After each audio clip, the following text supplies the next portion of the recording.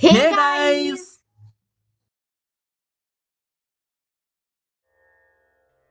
আজ আপনারা শুনবেন সুকুমার রায়ের কলমে সৎপাত্র।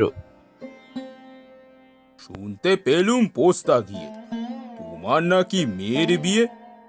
গঙ্গারামকে পাত্র পেলে? জানতে চাও সে কেমন ছেলে? মন্দ নয়, সে পাত্র ভালো, রং যদিও বেজায় কালো। তার উপরে মুখের গঠন অনেকটা ঠিক পেঁচার মতন। বিদ্যে বুদ্ধি? বলছি মশাই, ধন্যী ছেলের অধ্যাবসায়। 19টি বার ম্যাট্রিক্সে ঘায়েল হয়ে থামলো শেষে। বিষয় আশয়? গরিব বেজায়, কষ্টে শিষ্টে দিন চলে যায়। মানুষ তো নয় ভাইগুলো তার, একটা পাগল একটা গোয়ার।